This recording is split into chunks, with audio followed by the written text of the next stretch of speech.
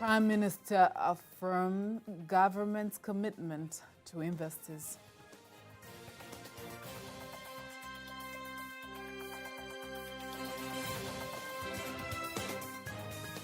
Government outlines its priorities for the year 2023.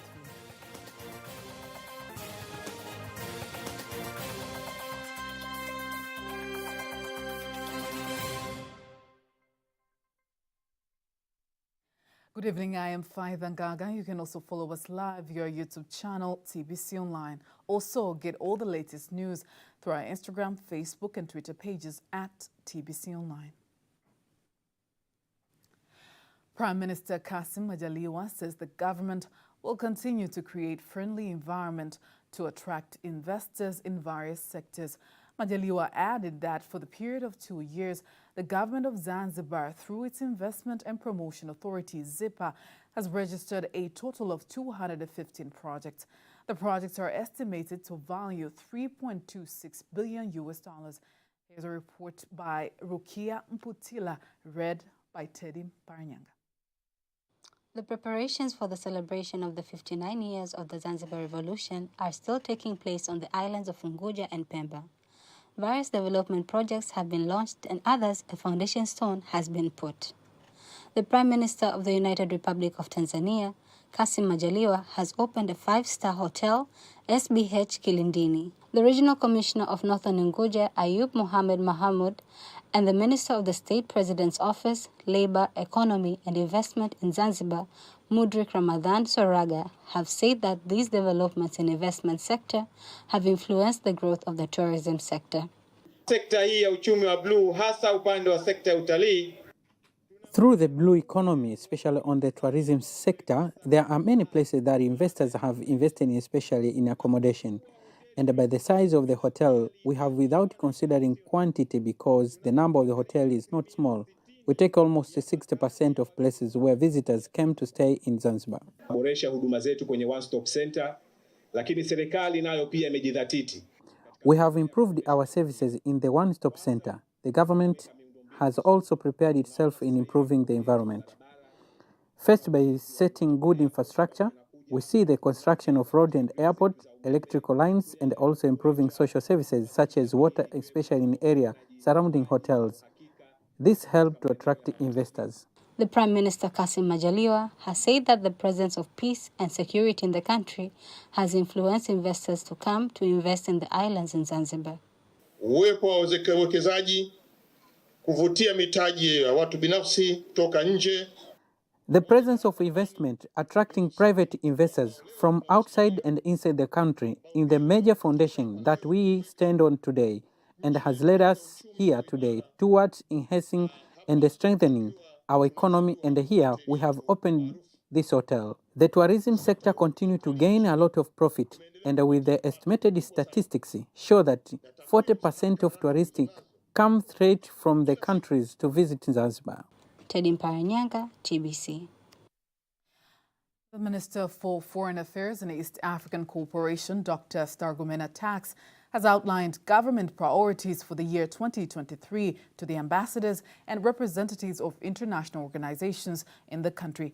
She says Tanzania will continue to cooperate with the international community in all areas, especially in boosting economic diplomacy. Madhumuni ilikuwa kwanza kufahamiana. The purpose was to start by getting to know each other and understanding Tanzania's trends in diplomacy and relations between countries and various institutions. We're not tied to any party, but we're also believers in the development of international and regional cooperation. So we have understood where we are going and what are our priorities. In developing diplomacy, Tanzania emphasizes economic diplomacy. We have explained to each other the priorities we have and how they can cooperate with Tanzania in the development of our priorities, as they are beneficial to both of us in investment and in being able to do business together. This has emphasized the importance of the improvements made by President Dr. Samia Suluhu Hassan in improving the business environment to attract investment, but also to improve the economic activities that we do with our colleagues. They are convinced with the improvements being made and promised to cooperate with Tanzania as they have been doing by giving more inspiration in various priority sectors that Tanzania has identified. On his part, Dean of the Diplomatic Corps of Tanzania, who is also the ambassador of the Comoro Islands in the country, Honorable Dr. Ahmada El Badu Mohammed, has thanked the government for defining its priorities for the year 2023 and vowed to continue to cooperate with the government to ensure that it reaches its goals set for the year 2023. Moving on, Minister of Finance and Planning, Dr. Mwigulu Nchemba, has inaugurated the first annual National Tax Dialogue, which aims at increasing participation of stakeholders to give opinions on taxation. The dialogue is part of the preparation of the budget for the next financial year, 2023-2024. Rehema Sibabili reports. Speaking during the opening of the dialogue, the Minister of Finance and Planning, Dr. Mwigulu Nchemba, says the presence of the informal sector poses a challenge to the economic growth, noting that more than 65% of businesses in the country are conducted informally. People must understand the direct relation between tax and development. That when we want quality education, when we want roads up to the villages, every person must know he or she is responsible for paying government's tax. Presenting their challenges and opinions, some stakeholders in this sector have asked the government to reduce the number of taxes, the move that will attract voluntary tax payment. Every year, and part of the complaints in the meeting today we heard, is every year we're always coming up with different, adding taxes. The opportunity for this is that the fact that the minister, his officials are in here, even the budget committee is in here to actually listen all at once in terms of what the issues are. I think that is instrumental and really helpful for the upcoming budget in that, so that they all understand the challenges at one go of what is being faced, certainly for us, for aviation. When the rates of the taxes are too high, when there are multiplicities of taxes, when you regularize your business, then people would tend to want to operate outside the regular framework so that they cannot be regulated, they cannot be identified as taxpayers. So they will try to find ways in which they can evade taxes. So one of the ways is to actually address the challenges of multiplicity of taxes, to rationalize the tax rates so that people can actually see that the compliance cost is much less than the cost of than the benefit of evading tax.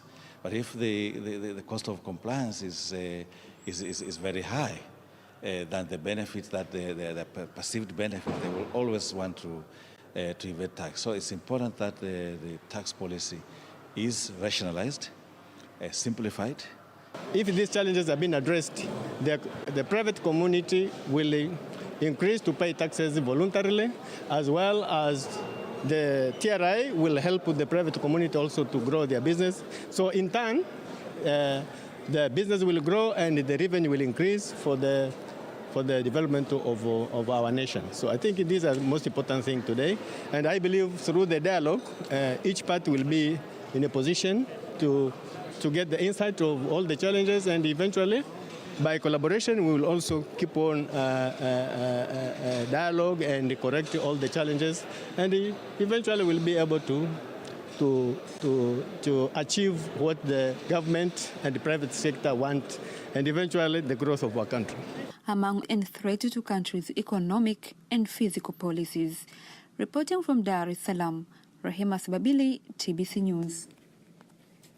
Thank you, Rehema Sibabili, for that report. And to discuss more on the issue, we are joined live by Ivan Terimo, who is a business analyst. Mr. Terimo, welcome. Thank you very much. So first of all, what is your take on the annual tax dialogue? I think this is obviously the first one of this kind, and I think it was a good session. A lot of tax-related issues, policy issues were discussed. Some of them new, some of them not new. But I think the overall sense of the discussion, the spirit was one where the government is telling the business community that they're ready to listen. It was a very open dialogue session. A lot of things were said openly.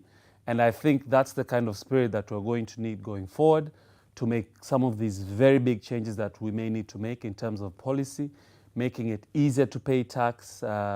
Simple administration will make for more compliance, and making it very clear, making the systems, the technology work in terms of tax compliance. So it was a very good session, and we had stakeholders from different sectors represented. Of course, the minister, I was there for most of the day, and the Minister of Finance for mainland Tanzania and for Zanzibar were there throughout the sessions, at the very front, listening, paying attention, also weighing in. So it was a good effort to bring together the stakeholders to discuss openly issues about tax. Mm-hmm.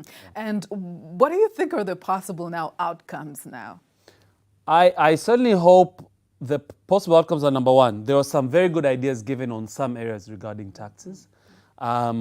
And I think it's the hope of the stakeholders who attended, the captains of the industries, the business partners and everybody, even the diplomatic community, that the good thoughts that were given there do get some attention from the government, and we do see changes.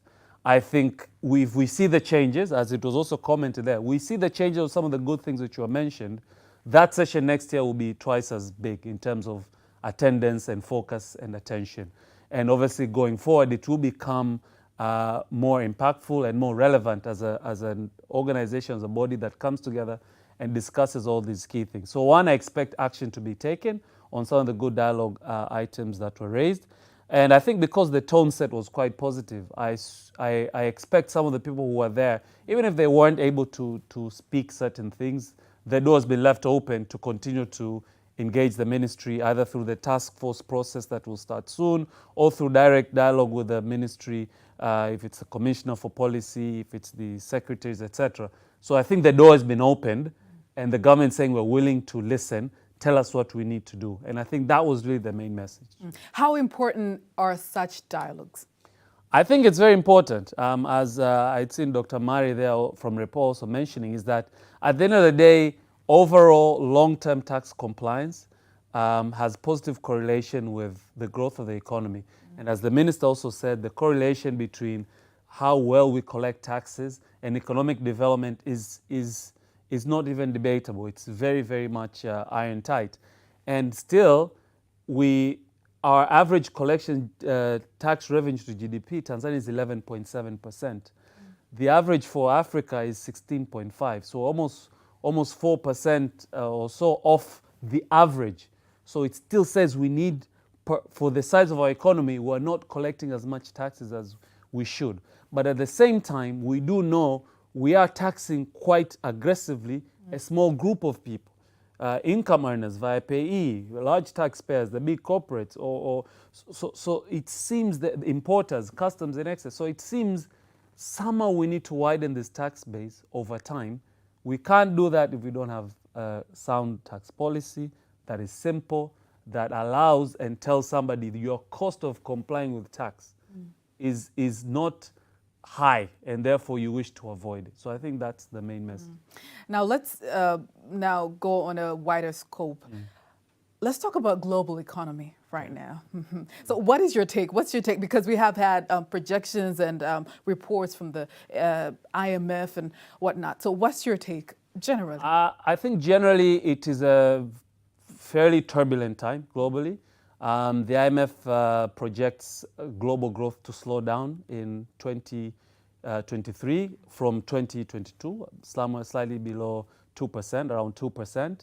But when you talk global economy, you need to talk of at least three things. And these are the three, I'd say, big boys or the big blocks that dictate a lot of the global activity. One, it's the US. Two is the Eurozone, which is the combined European nations which form part of the European Economic Union, so the Eurozone, and China, of course. These are the three largest economies if you are to make them out to be countries. And each of them is having specific difficulties that are having ramifications on the rest of the world, because we do trade with them, we borrow money from them, we sell goods to them, so the world is already interlinked. In the US, there's problems, challenges with inflation, consumer prices are very high. US inflation is even higher than Tanzanian inflation. Tanzanian inflation is around 4%, 4.4%, maybe up to 4.8%. US inflation is over 7%. So they're fighting inflation there by raising interest rates, and that raising of interest rates is affecting the value of the dollar and demand for dollar, and it's causing depreciation of currencies across the world. So there are many issues happening there. Eurozone is a similar thing. They have an energy crisis, therefore they don't have enough power to run some of their businesses, manufacturing, so they may have recession, which means they'll have at least 2 quarters of negative growth of their economies. And then China is slowing down a bit because they have a combination of COVID. COVID lockdowns in China were very severe.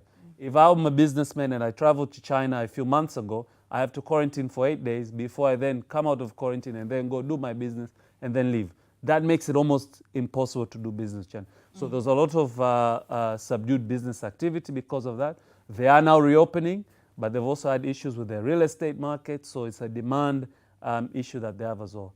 So when these big boys have a cold, how do we cope? Now, how do we, as a nation, as a developing nation, how do we stay resilient in the midst of all this? Yeah, I think that's important. So the comment is you don't let a crisis go to waste. So with each crisis, it tends to open up some opportunities, or if it doesn't open opportunities, it boxes you into certain options, which you must do wholeheartedly, which may also help you.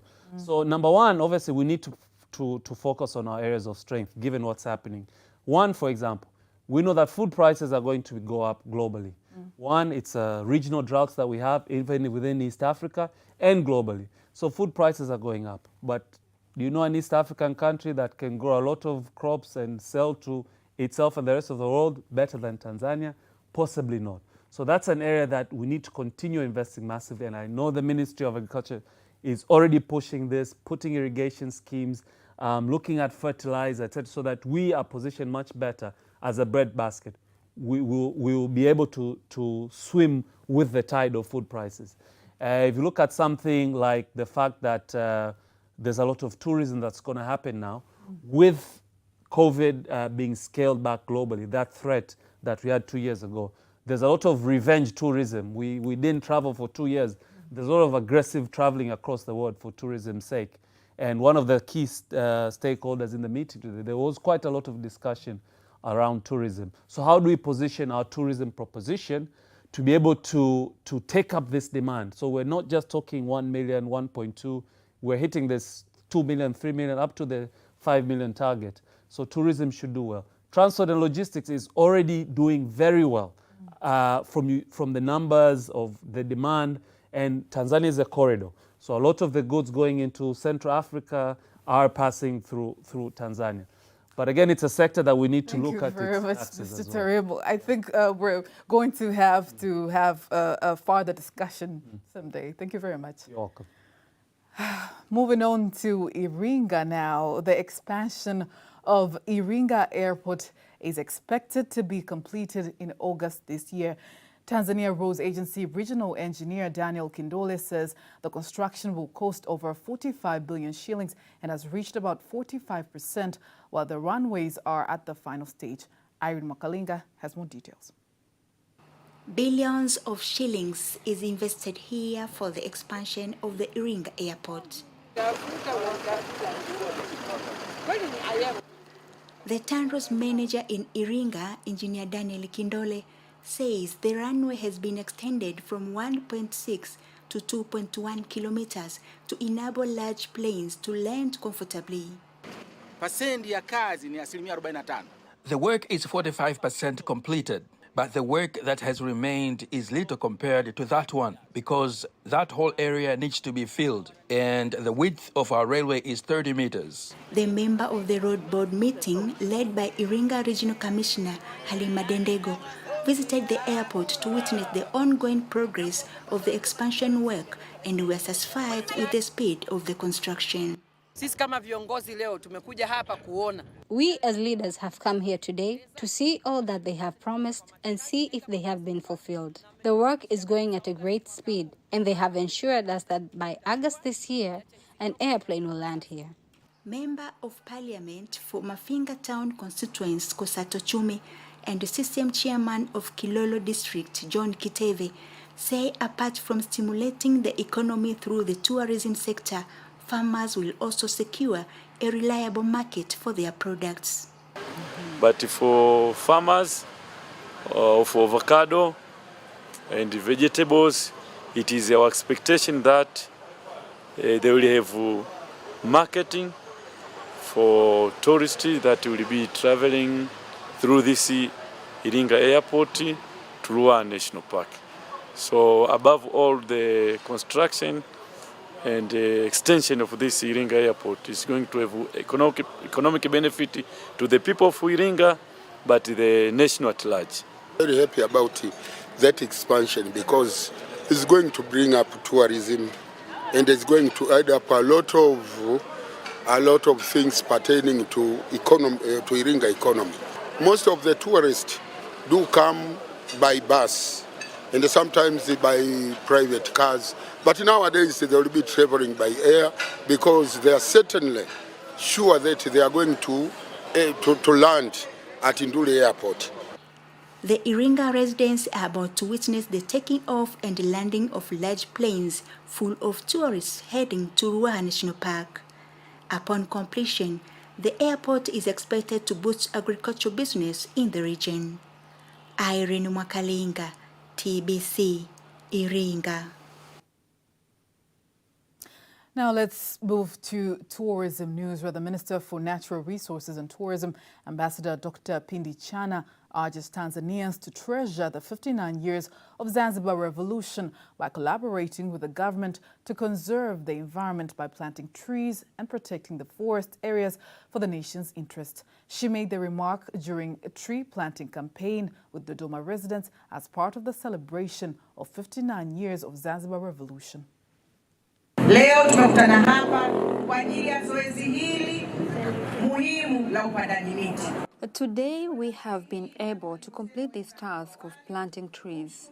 I would like to take this opportunity to thank the President of the United Republic of Tanzania, Dr. Samia Suluhu Hassan, for being a strong advocate for making our Dodoma green.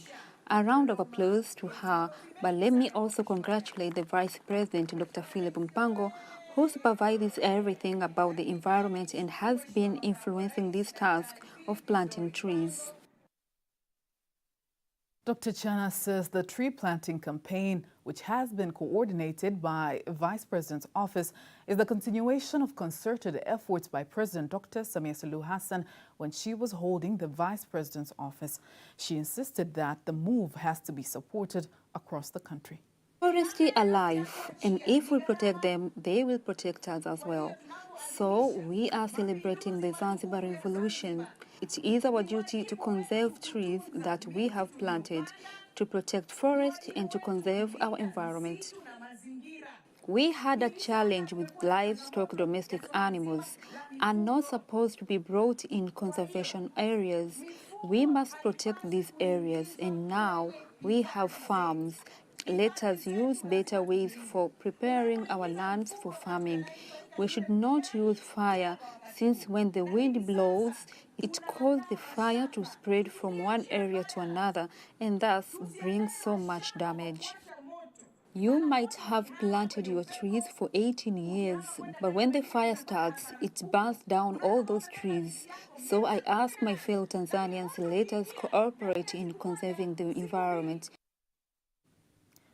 On his side, Deputy Permanent Secretary, Vice President's Office dealing with Environment, Abdallah Mitawi, gives details on the campaign. The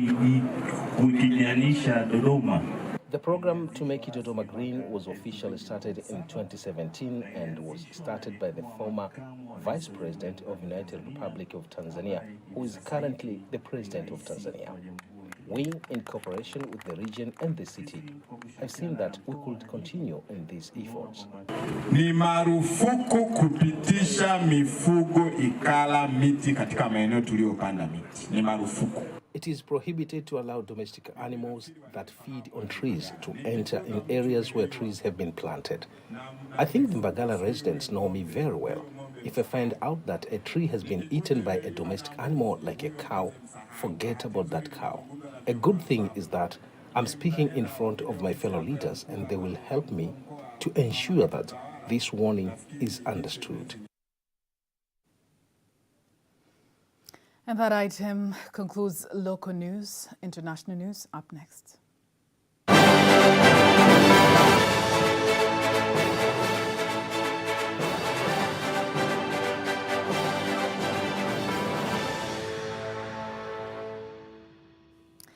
Here is international news.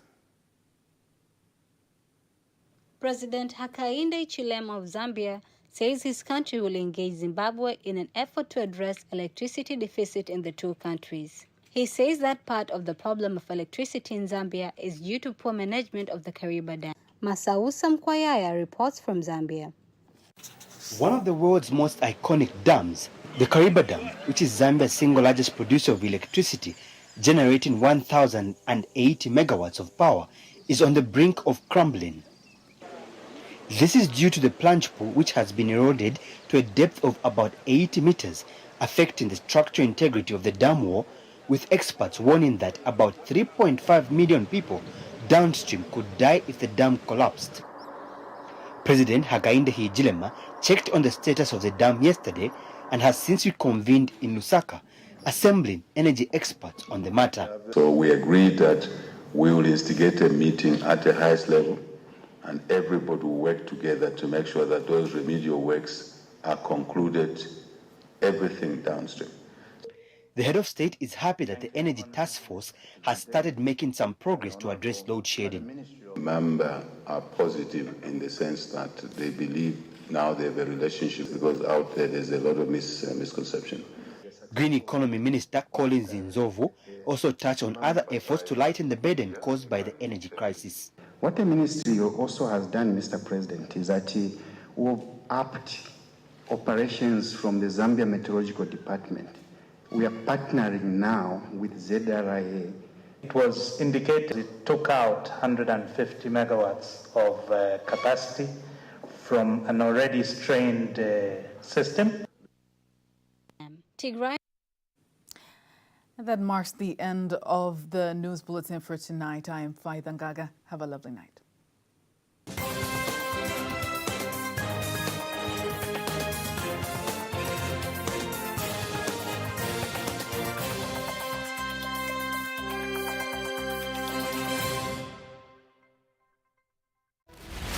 Mwana mazingira aliyetukuka. Lakini kunywa lita 45 kwa ng'ombe mmoja siku moja na mamilioni ya ng'ombe ya nchi hii, huo ni uharibifu mkubwa wa mazingira.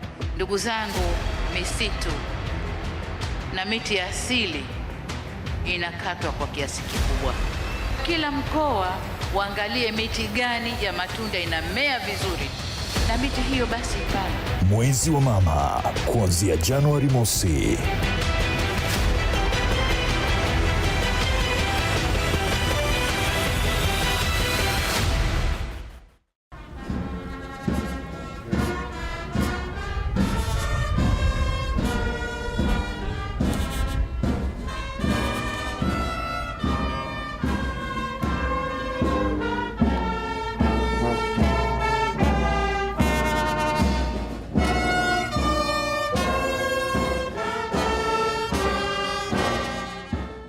Wananchi, assalamu alaikum wa rahmatullahi wa barakatuh.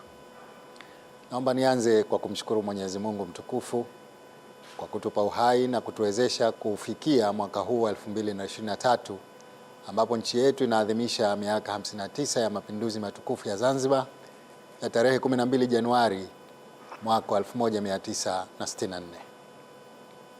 Katika mkesha wa tarehe kama ya leo, wazee wetu chini ya jemedari wa mapinduzi hayati mzee na kuondoa dhulma wezesha kufungua ukurasa mpya wa maendeleo ya Zanzibar na watu wake katika sekta zake zote. Kwa hakika tuna haki na wajibu wa kuyaadhimisha mapinduzi matukufu ya mwaka 64 na kuyadumisha, kwani ndiyo msingi wa umoja, amani na maendeleo yetu. Aidha, tukiadhimisha sherehe za mapinduzi ni namna mojawapo ya kuthamini na kukumbuka kazi iliyofanywa na waasisi wa taifa letu. Tunamwomba Mwenyezi Mungu awalaze mahali pema peponi wale walio hai, ili tuweze kuendelea kunufaika na hekima na busara zao katika kuyadumisha malengo ya mapinduzi. Ndugu, mwakani panapo majaliwa, mwaka huu tumepunguza baadhi ya mambo ikiwemo gwaride la vikosi vyetu vya ulinzi na usalama, lakini kama kawaida tumeendelea kufanya shughuli mbalimbali za maadhimisho zikiwemo za uwekaji wa mawe ya msingi na ufunguzi wa miradi mbalimbali ya maendeleo. Katika shamra za maadhimisho ya miaka 59 ya mapinduzi mwaka huu, jumla ya miradi 19 na viongozi mbalimbali katika hafla mbalimbali zilizoandaliwa kwa maadhimisho haya. Kwa hakika kujitokeza kwenu kwa wingi katika matukio mbalimbali yaliyofanyika ni kielelezo.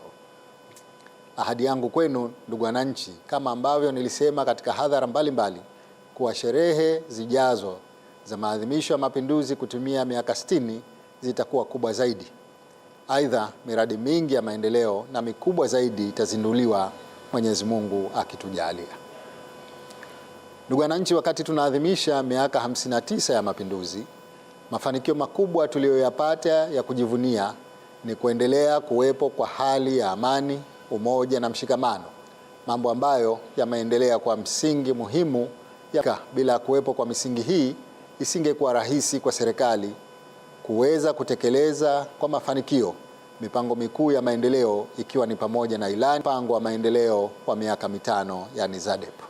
Mshikamano wetu, huku tukizingatia utekelezaji wa dhana ya serikali ya kuleta maridhiano na kuhakikisha tunaondokana na mambo yote yanayoweza kuleta chuki na ubaguzi, kwa rasilimali zilizopo na matunda ya mapinduzi. Ndugu wananchi, kuwepo kwa amani na utulivu nchini kumewezesha serikali kupata mafanikio ya kuridhisha katika ukuaji wa uchumi kutokana na kuongezeka kwa uwekezaji, usafirishaji wa mazao ya karafuu na mwani, ujenzi wa miundombinu na uimarishaji wa huduma za jamii zikiwemo elimu na afya. Kiwango cha ukuaji wa uchumi wetu hadi mwaka 2021 kilikuwa wastani wa 5.1%, ambao ni mkubwa ikilinganishwa na 1.3% kwa mwaka 2020. Aidha, kasi ya mfumuko wa bei imeendelea kudhibitiwa kwa mwaka 2022 hadi kufikia 5.08% na kuendelea kubaki kwenye tarakimu moja. Serikali imekuwa ikiendelea kuchukua hatua mbalimbali za kudhibiti kasi ya mfumuko wa bei ili wananchi waendelee kupata huduma kwa gharama nafuu kwa kufidia na kutoa bei elekezi kwa bidhaa muhimu. Kufikia mwezi wa Disemba 2022, serikali imetoa jumla ya shilingi bilioni 21.5 kudhibiti ongezeko la bei za mafuta nchini. Hali hii imetokana na vita vinavyoendelea kati ya Urusi na Ukraine vilivyosababisha kuongezeka kwa gharama za usafirishaji na kuongezeka kwa bei za bidhaa za mafuta na chakula duniani. Ndugu wananchi, mafanikio makubwa yameendelea kupatikana katika ukusanyaji wa mapato, ambapo katika mwaka wa 2021-22 mapato ya ndani yalikuwa shilingi bilioni 908.6 ikilinganishwa na shilingi bilioni 712.4 katika mwaka wa 2020-21. Kiwango hiki ni ongezeko la shilingi bilioni 196.1 kutokana na jitihada zinazoendelea kufanywa na serikali kupitia Mamlaka ya Mapato Zanzibar na Mamlaka ya Mapato Tanzania za kuongeza uhamasishaji wa ulipaji kodi, usimamizi na ufuatiliaji wa mapato ya serikali. Tuna matarajio makubwa ya kiwango cha makusanyo kuendelea kupanda. Ndugu wananchi, tumeendelea kupata mafanikio katika jitihada zetu za kukuza uwekezaji nchini. Hadi kufikia mwezi huu wa Januari, jumla ya miradi 215 imesajiliwa na Mamlaka ya Kukuza Vitega Uchumi Zanzibar ZIPA. Miradi hiyo ina thamani ya dola za Kimarekani bilioni 3.26 na inatarajiwa kutoa fursa za ajira zaidi ya 13,000. Vilevile ZIPA imeweza kusajili miradi ya uwekezaji katika visiwa 16 vidogo vidogo yenye thamani ya dola za Kimarekani milioni 377.5. Kwa kuwa wananchi wana mchango muhimu katika kuimarisha uchumi, serikali imezingatia haja ya kuinua hali zao za maisha kwa kuwawezesha. Serikali kupitia programu zake mbalimbali imeweka utaratibu wa kuwawezesha wananchi kwa kuwapatia mikopo isiyo na riba. Hadi mwishoni mwa mwezi Disemba mwaka wa 2022, kupitia fedha za ahueni ya uviko 19, serikali imetoa jumla ya mikopo 2625 yenye thamani ya shilingi bilioni 16.8 kwa wananchi Unguja na Pemba. Mikopo hiyo imewanufaisha wajasiriamali na wafanyabiashara wanaojihusisha na shughuli mbalimbali zikiwemo bodaboda, kilimo, ufugaji wa wanyama na nyuki, wachongaji mbao, wachomaji vyuma, wauzaji wa vyakula na watu wanaojihusisha na kazi za mikono. Ndugu wananchi, katika kuhakikisha wafanyabiashara wadogo wakiwemo wajasiriamali wanaojihusisha na shughuli mbalimbali wanapata maeneo mazuri ya kufanya kazi zao, serikali kupitia fedha za ahueni ya uviko 19 imejenga jumla ya vituo vya wajasiriamali 14 katika wilaya zote za Zanzibar. Mradi huo wa vituo vya wajasiriamali hadi sasa umegharimu jumla ya shilingi 16 bilioni. Jumla ya wajasiriamali 6,800 wa makundi mbalimbali watanufaika moja kwa moja kwa kupata sehemu za kudumu za kuendesha biashara zao. Aidha, kazi ya ujenzi wa masoko ya Mwanakwerekwe, Jumbi na Chuini imeshakabidhiwa kwa wakandarasi wa idara maalum za SMZ ili kuendelea na ujenzi. Kadhalika, matengenezo makubwa yanaendelea ya soko kuu la Darajani ili kurudisha haiba ya soko hilo ambayo ni miongoni mwa vivutio vya mji mkongwe wa Zanzibar. Katika kukabiliana na changamoto ya ajira hasa kwa vijana, serikali katika kipindi hiki cha miaka miwili imeanza kuchukua hatua mbalimbali. Kwa upande wa ajira serikalini, tayari tumeanza kuajiri katika sekta za afya na elimu. Jumla ya nafasi za ajira 1029 zimetolewa kwa mwaka wa 2021-2022. Aidha, vibali 2355 vimeshatolewa na Tume ya Utumishi na hivi sasa hatua mbalimbali za kuajiri watumishi hao wapya zinaendelea. Ndugu wananchi, mafanikio makubwa yamepatikana pia katika ujenzi wa miundombinu ikiwemo viwanja vya ndege, barabara na utekelezaji wa dhamira ya serikali ya kuziimarisha bandari zetu. Kazi za ujenzi wa barabara za ndani kwa kiwango cha lami zenye urefu wa kilomita 275 unaofanywa na kampuni ya Aser inaendelea katika maeneo mbalimbali nchini. Aidha, serikali imeshatiliana saini mkataba na mkandarasi wa ujenzi wa barabara za mijini zenye urefu wa kilomita 109 pamoja na madaraja mawili ya juu katika maeneo ya Mwanakwerekwe na Amani. Aidha, kwa lengo la kuondoa tatizo la kukosa eneo la kisasa la maegesho na kituo cha mabasi yanayobeba abiria katika mji wa Zanzibar, serikali kupitia mfuko wa hifadhi ya jamii hivi karibuni itajenga kituo cha mabasi Kijangwani pamoja na maegesho ya kisasa katika eneo la viwanja vya Malindi. Ni matarajio yetu kuwa miradi hii ikikamilika itaondoa usumbufu wanaopata wananchi hivi sasa na pia utaimarisha haiba ya mji wetu. Kwa upande mwingine, serikali imeshatiliana saini na mkandarasi wa uwanja wa ndege wa Pemba pamoja na ujenzi wa barabara za Tunguu hadi Makunduchi, Fumba hadi Kisauni na Chake Chake hadi Mkoani. Kwa upande wa bandari, mpango mkuu kwa ajili ya ujenzi wa bandari jumuishi ya Mangapwani umekamilika na serikali hivi sasa inakamilisha mkataba na mbia wetu wa mradi huo ili kuhakikisha mradi huo unatekelezwa kama inavyotarajiwa. Vile vile kazi ya uimarishaji wa bandari za Mkoani na Shumba kisiwani Pemba inaendelea. Ndugu wananchi, juhudi kubwa imefanywa na serikali katika kuziimarisha huduma za jamii ikiwemo afya, elimu, umeme na upatikanaji wa maji safi na salama katika maeneo yote ya Unguja na Pemba. Kwa upande wa huduma za afya, serikali imeimarisha miundombinu ya afya kwa kujenga hospitali mpya 10 za wilaya na moja ya mkoa katika mkoa wa Mjini Magharibi, pamoja na kuboresha huduma zinazotolewa katika hospitali na vituo vya afya. Hospitali za wilaya zimewekewa vifaa vya kisasa vya uchunguzi wa magonjwa na mifumo ya kidijitali ili kutoa huduma zilizo bora zaidi kwa wananchi. Sambamba na hatua hiyo, serikali inaendelea na hatua ya ujenzi wa hospitali ya mkoa wa Mjini Magharibi katika eneo la Lumumba. Aidha, dhamira ya kujenga hospitali kubwa ya rufaa huko Binguni, mkoa wa Kusini Unguja, imefikia hatua nzuri. Kadhalika, serikali inatarajia kufanyia ukarabati mkubwa wa hospitali ya Mnazi Mmoja pamoja na kujenga majengo mapya kwa ajili ya hospitali hiyo ili kuimarisha huduma za hospitali hapa nchini. Kwa lengo la kuimarisha huduma katika sekta ya afya, hivi karibuni serikali imeajiri watumishi wa sekta hiyo 815, zikiwemo nafasi 38 kwa ajili ya ajira za madaktari bingwa kutoka kada tofauti za sekta ya afya. Ndugu wananchi, kwa upande wa sekta ya elimu, serikali imefanya juhudi kubwa katika kuimarisha elimu nchini kwa kuzingatia umuhimu wake kwa maendeleo ya taifa na ustawi wa wananchi mmoja mmoja. Kwa lengo la kuondoa msongamano wa wanafunzi madarasani na kuimarisha mazingira ya kujifunza na kufundishia, kwa mwaka mmoja uliomalizika, serikali imejenga jumla ya skuli mpya za ghorofa 9 Unguja na Pemba pamoja na madarasa 811 mapya, yakiwemo yale yaliyoanzishwa kwa nguvu za wananchi.